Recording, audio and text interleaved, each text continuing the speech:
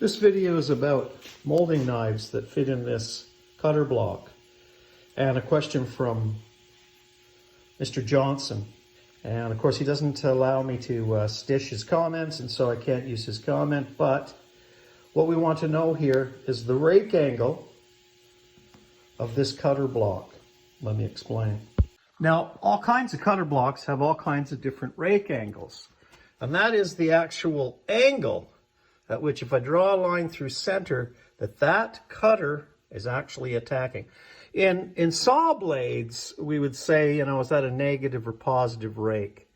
You'd see that. And not all cutter blocks are the same. You can see they're somewhat standard. Even this one, see, it's quite far back, right? So that creates, what is that angle right there? That's the rake angle. Now, not all heads for shapers have positive rake. Here is a French spindle.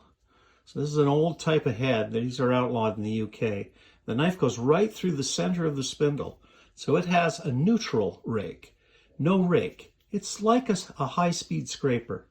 You grind one face, balance the back, and you rub your work against that part of the head. And it would do short runs. Very easy to do, very easy to grind the shape, because you literally grind the shape that you want the molding to be. Now you might be asking, why does that even matter? Why does it matter what the angle is? I just order my router bits and I say I want a quarter round and I want this and I want that. Well, it does matter because, it will matter if you need to match something.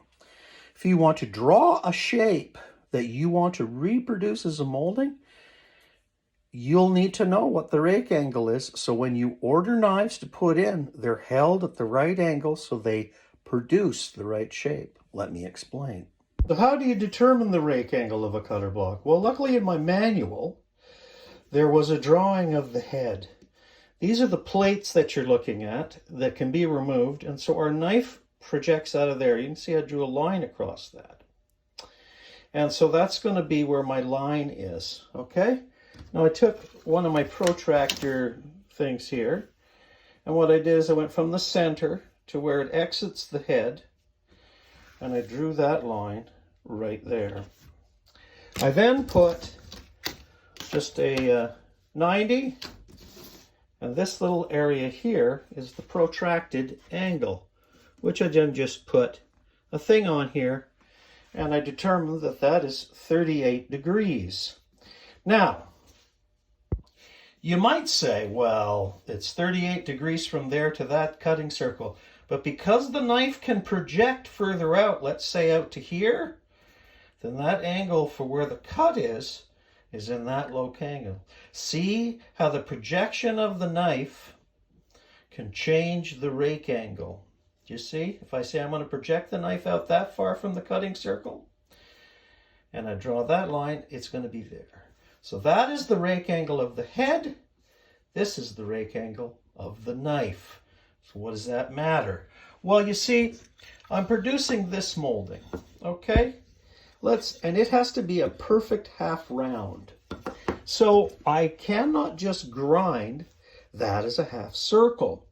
I actually have to grind that to fit that molding at the rake angle. So it's not really sitting at 90, it's sitting at that. That's the shape. How do we develop that? Well, if you have the molding, and you know the rake angle is 38 degrees, cut a little sliver off the end at 38 degrees. See how I've cut 38 degree segment, and that develops a shape. Do you see that shape? And I'll show you the difference of that shape, because here is the same molding cut at 90 degrees. And you can see the development of the shape is considerably different than the molding. That is the knife grinding shape. And you could trace that, just like I have here, onto a knife, grind it, and it will produce that shape if the grinding head is at 80 degrees. So you see, I just cut the rake angle develops the shape. Now, how do you do it if I don't have a molding and I'm developing shapes from scratch? There are a number of ways, but I would suggest every cabinet making shop has Brian Walmsley's book on workshop geometry, but also how to develop, just how to develop all kinds of different geometry. And to me, geometry is a great way to verify that you know what you're doing. So there's a cross. See the cross here?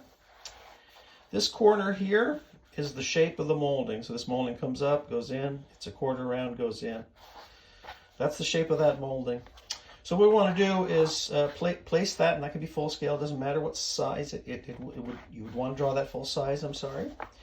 Okay. Then you're going to just make horizontal lines off of this baseline at the fillet location. So here and wherever you want to transfer, and then take a compass from the center point and transfer those down so that those lines have been transferred to 180 degrees from 90. You're then going to project those back down to this vertical line at the rake angle. In this case, it'll be 38 degrees. And then project those lines through. And you notice what it's done is it's elongated the molding only in its length, the projection outside of the head. And then you just continue the straight lines down because we're only extending the length of the molding. So that would be the grind of your knife. Anyway, I hope that helps. And the reason for knowing what your grinding angles are. And stay tuned. I will love to show you this running a molding, and we'll see how it actually works with me grinding the right angles.